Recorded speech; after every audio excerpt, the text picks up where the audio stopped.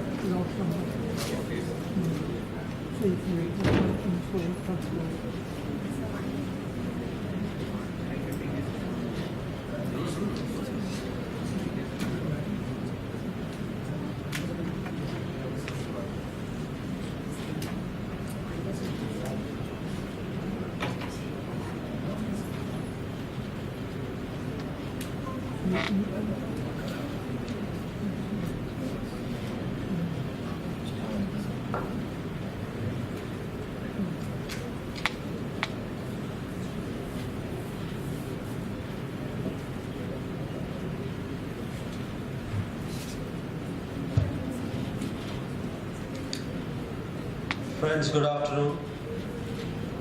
My name is Amity Dubey, and I am going to be talking to you about what we need to do about data visualization in air quality monitoring to make it more relevant to an average Joe, which is a layman, which is just about any one of us here in the room. Just to give you a little background of about myself, like I said, my name is Amity Dubey, and I am the developer of the Envirotech Live platform, which is India's first indigenously built real-time updating platform for integrating industries, all kind of analog and digital monitors, analyzers from all across the country. Now, this specific platform we had developed almost 6 years back. We have been constantly working at it to make it better, to make it a real plug-and-play kind of a module for all the stakeholders, for the authorities, which are the pollution control boards, for the suppliers who manufacture and supply and install such instruments, and also for people who are the environment heads in various polluting industries which are required to submit their data to the authorities. Well, what I'm going to talk to you about is not my application, but something different. I will speak to you about, I will in fact seek your permission to share a personal story with you, with the hope that after listening to my personal story, some of my thoughts will become personal to you as well. Now the story goes like this. I was blessed with a baby boy in 2012.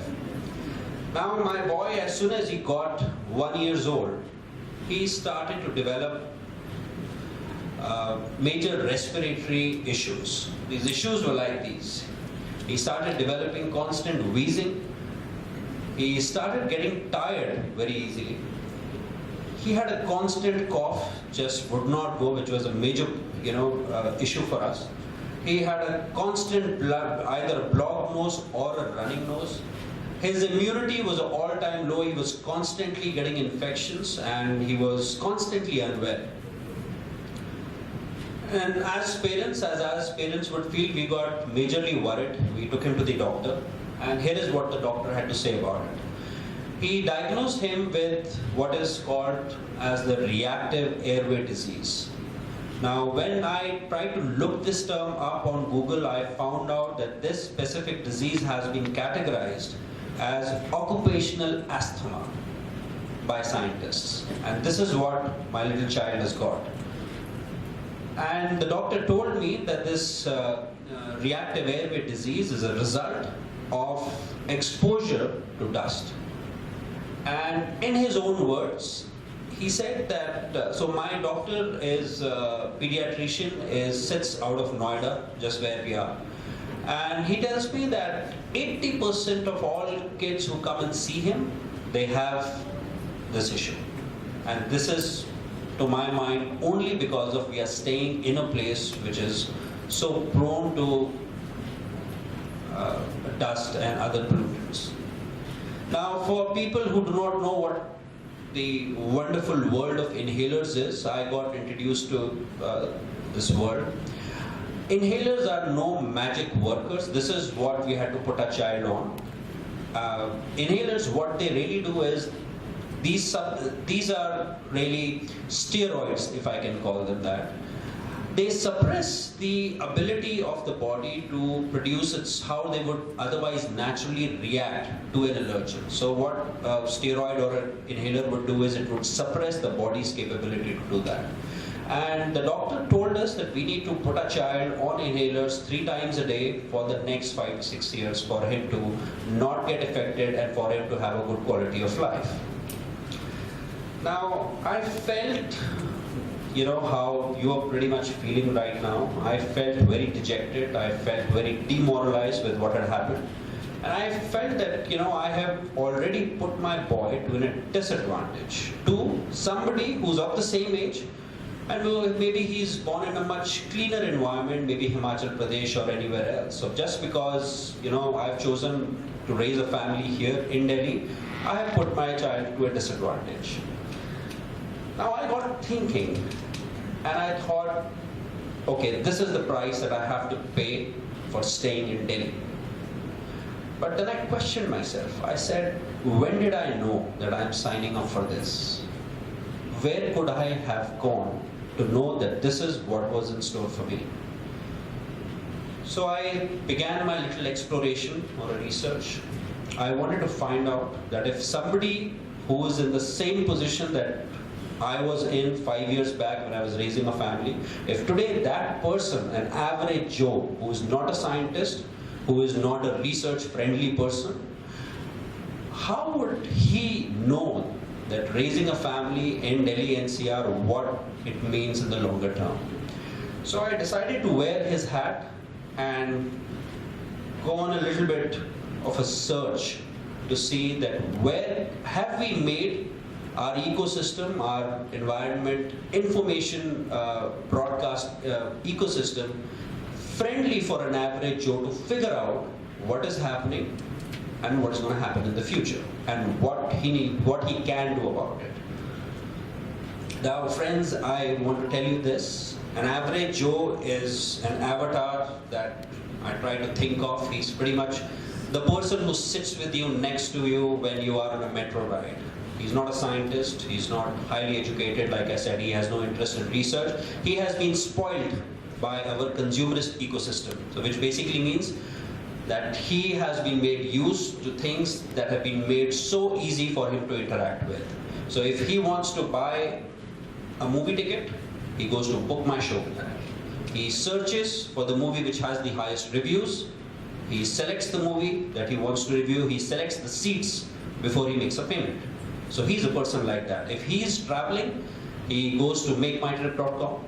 He looks at all the fares from all the airlines. He looks at the best deal before he makes up his mind on where to go and how to go about it.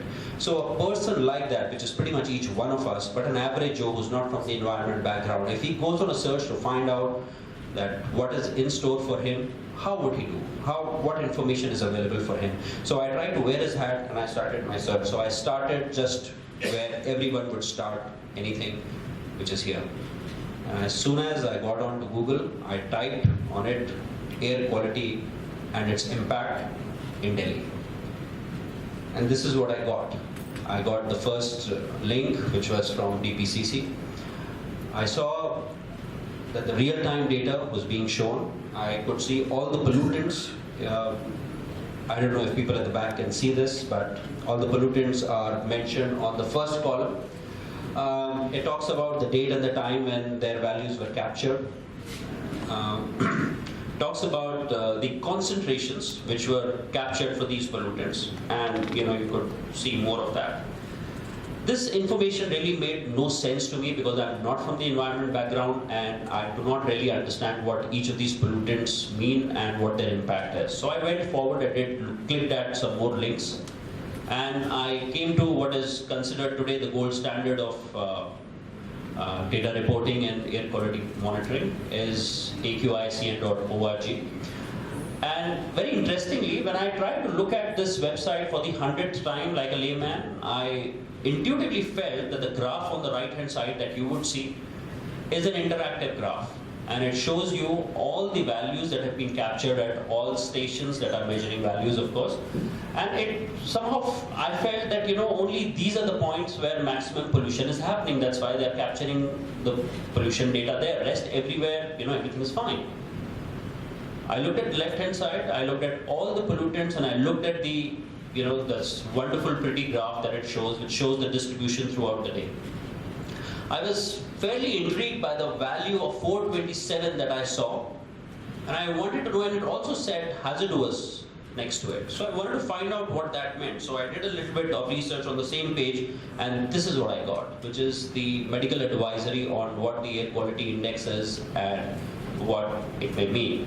When I tried to read through it, I felt that it was more a referendum of do's and don'ts, and basically meant that if somebody has asthma or somebody is old, they should pretty much stay at home.